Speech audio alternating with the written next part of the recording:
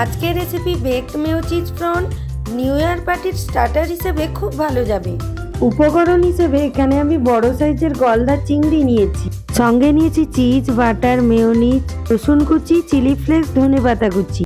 আলাদা একটি ফ্রাইং প্যানে গার্লিক বাটারটাকে গলিয়ে নিচ্ছি। আলাদা একটি বাটিতে আমি 4-5 চামচ মতো মেয়োনিজ নিয়ে নিচ্ছি। এবার গলানো বাটারের মধ্যে আমি 3-4 চামচ মতো রসুন কুচি দিয়ে দিলাম। এবার বাটার রসুনের মিশ্রণটাকে আমি মেয়োনিজের মধ্যে ঢেলে দিচ্ছি। ওর মধ্যে চিজগুলোকে আমি গ্রেট করে দিয়ে দিচ্ছি। অল্প গোলমরিচের গুঁড়ো ছড়িয়ে দিলাম, অল্প চিলি ফ্লেক্স দিয়ে দিচ্ছি, আর দিয়ে দিচ্ছি মিক্সড হার্ব, অল্প লবণ ছড়িয়ে দিলাম। এবার ভালো করে মিক্স করব। গলদা চিংড়িগুলোকে আমি আগে থেকে কেটে ধুয়ে নিয়েছিলাম। এবার গলদা চিংড়িগুলোকে লম্বালম্বি ভাবে পিঠের দিকটা এইভাবে কাঁচি দিয়ে কেটে ওর মধ্যে কালো সুতোর মতো অংশটাকে বের করে দিলাম। এবার রেডি করা মিক্সচারটা ওর মধ্যে এইভাবে স্টাফিং করে দিচ্ছি। এইভাবে আমি প্রত্যেকটা চিংড়ি মাছগুলোকে রেডি করে নিলাম। চিংড়ি মাছের মধ্যে কালো সুতোর মতো অংশ শরীরের পক্ষে ক্ষতিকারক, তাই ওটা লক্ষ্য করে সবসময় বের করে দেবেন।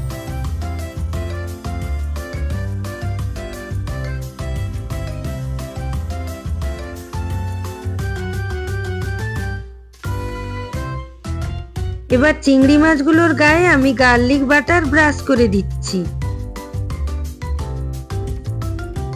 এবার একটি ফ্রাইং প্যান গরম করে ওর মধ্যে প্লেটের উপর আমি চিংড়ি মাছগুলোকে সাজিয়ে বেক করতে দিচ্ছি।